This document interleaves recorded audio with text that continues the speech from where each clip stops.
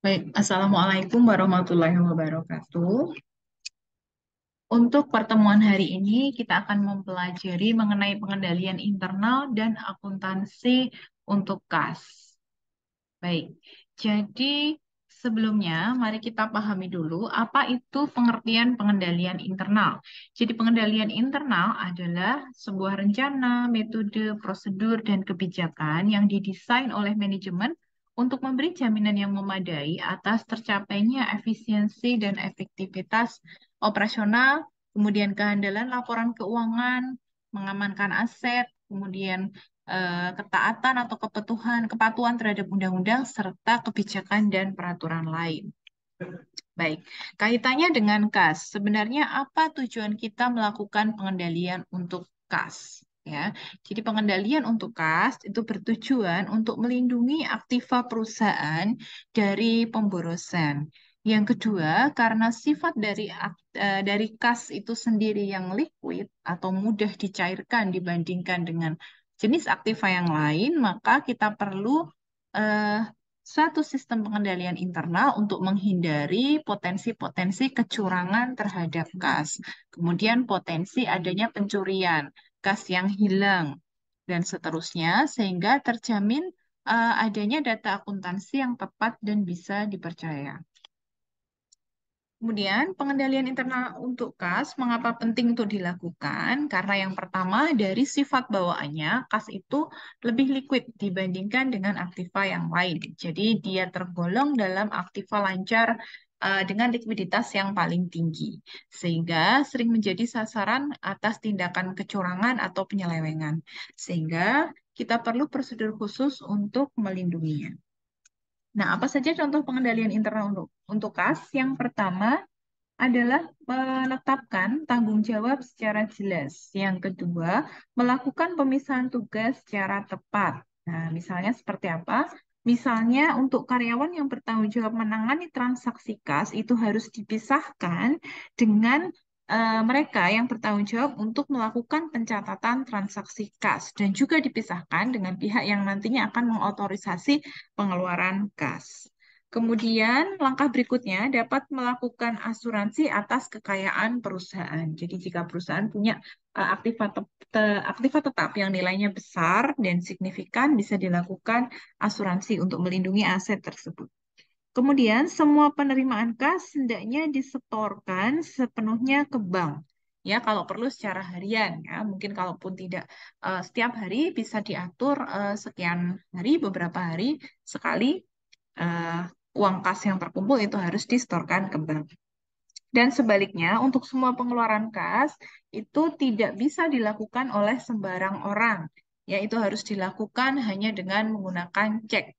Kecuali untuk pengeluaran yang kecil, yang jumlahnya dimungkinkan untuk menggunakan uang tunai dapat membentuk dana petty cash atau kas kecil. Berikutnya, untuk laporan bank. Jadi, rekening bank, rekening kas yang dibuka oleh perusahaan di bank itu pada akhir periode biasanya akan diberikan laporan oleh pihak bank kepada perusahaan. Ya, jadi laporan tersebut isinya apa? Isinya adalah saldo awal dan saldo akhir pada bulan berjalan, kemudian mutasi atau daftar transaksi yang terjadi selama periode tersebut. Nah, transaksinya meliputi apa saja? Meliputi penyetoran dan penarikan cek atau pengambilan, kemudian penambahan dan pengurangan lain yang dilakukan oleh pihak bank atas rekening giro perusahaan.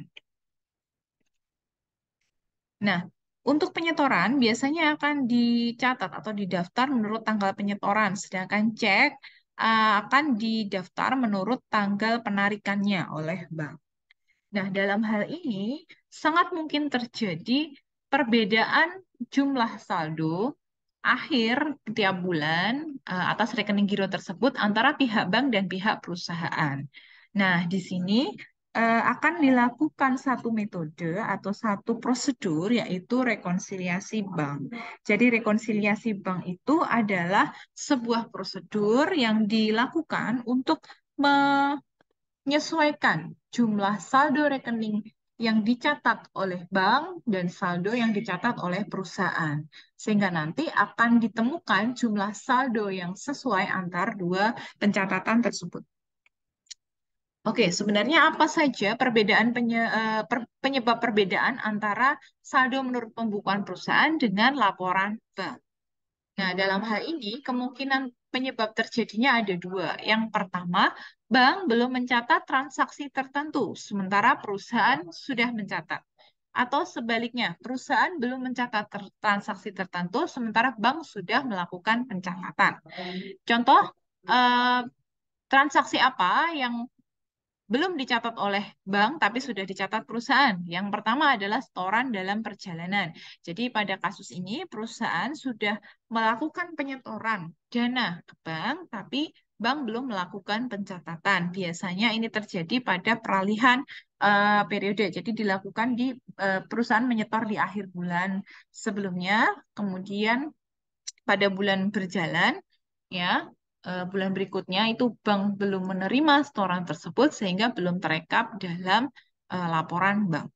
Kemudian cek yang masih beredar. Jadi cek yang masih beredar ini adalah cek yang ditandatangani oleh perusahaan yang sudah diberikan kepada pihak lain, tapi oleh pihak lain tersebut belum diuangkan ke bank. Sehingga dalam hal ini perusahaan sudah mencatat uang kasnya keluar, sedangkan bank belum mencatat adanya pengurangan dana atau atas rekening giro perusahaan. Kemudian kondisi yang kedua, kondisi lain yang menyebabkan terjadinya perbedaan adalah perusahaan belum mencatat transaksi tertentu, sementara bank sudah mencatat. Misalnya, hal ini adalah biaya administrasi bank atau pendapatan bunga atau jasa giro yang dilakukan pencatatan sepihak oleh bank tanpa melakukan konfirmasi ke perusahaan. Atau cek kosong dari konsumen atau debitur. Jadi, pada kondisi ini bisa jadi perusahaan menerima cek dari konsumen. Jadi misalnya konsumen ini punya utang ke perusahaan. Kemudian perusahaan menerima pembayaran utang tersebut dalam bentuk kas. Berarti perusahaan sudah mencatat kasnya bertambah, kemudian piutangnya ke konsumen tersebut berkurang. Tapi ketika cek tersebut dibawa ke bank, cek tersebut kosong atau dananya tidak cukup sehingga bank belum melakukan penambahan eh, saldo rekening giro perusahaan. Nah, dalam hal ini, untuk teknis melakukan atau menyusun laporan rekonsiliasi bank adalah dengan cara kita buat format dulu seperti ini. Jadi formatnya di sini kopnya adalah PT XXX ya, nama perusahaan. Kemudian laporan rekonsiliasi bank ini periodenya. Nah, karena dibuat tiap bulan, maka harus dibuat per tanggal akhir bulan. Misalnya ini di bulan Desember. 31 Desember 2022. Nah, tidak menutup kemungkinan apakah harus bulan Desember? Tidak. Bisa jadi laporan rekonsiliasi ini dibuat di bulan Januari, maka periodenya adalah 31 Januari pada tahun yang bersangkutan.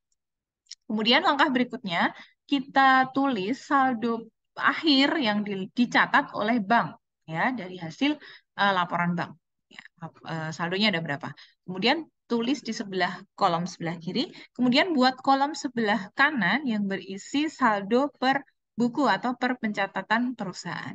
Nah, di sini saya pisahkan ya ada garis batas di mana untuk kolom sebelah kiri ini nanti adalah koreksi-koreksi yang perlu dilakukan eh, oleh pihak bank dalam asumsi kita ya, kita sebagai perusahaan. Artinya secara real bank tidak perlu melakukan koreksi. Ini untuk catatan kita sebagai perusahaan. Kemudian untuk sebelah kanan ini adalah koreksi yang perlu kita lakukan. Kita di sini sebagai perusahaan. Koreksinya apa saja? Berupa penambahan atau pengurangan. Jadi nanti langkahnya ketika kita mendapatkan informasi mengenai perbedaan, penyebab perbedaan saldo, kita harus menganalisis. Ini siapa yang harus melakukan koreksi? Apakah bank atau perusahaan? Kalau bank koreksinya menambah atau mengurangi. Kira-kira seperti itu. Baik, kita lihat di sini. Informasi awal, misal PT Nusantara memiliki rekening giro di Bank Niaga. Pada akhir bulan Desember, PT Nusantara menerima laporan dari Bank Niaga yang berisi informasi mengenai saldo awal, penambahan, dan pengurangan yang dilakukan bank selama periode Desember 2022. Nah, diketahui saldo rekening giro di Bank Niaga sekian. ya. Kemudian saldo yang dicatat oleh PT Nusantara sekian, ya. Ini langsung kita masukkan, ya, kita buat format rekonsiliasi bank, kita buat seperti ini. Untuk saldo per bank, ya, diakui sekian, kemudian per buku, maaf ini periodenya Desember ya, sekian. Kemudian, setelah dilakukan pembandingan sesuai dengan prosedur, ditemukan hal-hal penyebab perbedaan sebagai berikut. Oke, yang pertama, nomor satu, setoran tanggal 30 Desember, ya. Jadi perusahaan itu nyetor di akhir bulan, maaf 30 November ya, sebesar 1.591.630 rupiah tidak tercantum dalam laporan bank. Nah, berarti dalam hal ini perusahaan sudah nyatat, tapi banknya belum. Yang harus mencatat atau mengkoreksi adalah bank. Ya, koreksinya adalah menambah. Ya, jadi bank menambah. Yang kedua, bank telah melakukan kesalahan pembukuan, yaitu cek yang ditarik oleh perusahaan lain, PT Antara, 100.000 malah dikurangkan ke rekening giro PT Nusantara. Nah, karena yang melakukan kesalahan adalah bank, maka koreksinya adalah bank. Nah, koreksinya menambah atau mengurangi karena terlanjur dana dari cek itu ditarik dari PT Nusantara, maka harus dikembalikan. Jadi koreksinya menambah, bank menambah. Maka dari itu, untuk laporan rekonsiliasinya harus dilakukan penyesuaian oleh pihak bank. Jadi di sini untuk yang pertama tadi sifatnya menambah setoran dalam perjalanan, dan yang kedua sifatnya juga menambah, ya, di saldonya bank 100.000. Berikutnya, untuk kasus ketiga, 5 lembar cek yang ditarik pada akhir bulan, ya, Desember, dan telah dicatat dalam jurnal pengeluaran kas oleh PT Nusantara. Jadi PT Nusantara ini sudah ngelis, oh ada 5 cek yang dia tarik pada bulan Desember, tapi ternyata belum diuangkan oleh si pembawa cek tersebut. Berarti perusahaan sudah mengurangi saldonya, ya, sebesar total cek, tapi bank belum. Jadi koreksinya adalah bank juga harus mengurangi. Kemudian soal keempat atau kasus keempat, bank menerima pelunasan wesel tagih PT Nusantara, ya, senilai sekian. Nah, 214.000 ini termasuk pendapatan bunga. Kemudian penerimaan wesel ini belum dicatat dalam jurnal pengeluaran kas oleh PT Nusantara. Jadi pihak lain itu langsung bayar ke bank, ya, atas piutangnya terhadap PT Nusantara. Bank sudah mencatat penerimaan itu, tapi perusahaan belum. Berarti yang mengkoreksi adalah perusahaan. Koreksinya menambah. Nah, kita lihat. Untuk kasus yang ketiga ya, maaf, cek yang masih beredar, kita catat jumlahnya, semuanya ada di sini. Sifatnya adalah mengurangi saldo bank. Yang keempat, menerima wesel, jadi seharusnya yang mengkoreksi adalah perusahaan. Koreksinya adalah menambah. Kemudian kasus kelima. Laporan bank menunjukkan bahwa bank telah memberi bunga pada PT Nusantara sekian rupiah. Berarti bank sudah mencatat ya, perusahaan belum.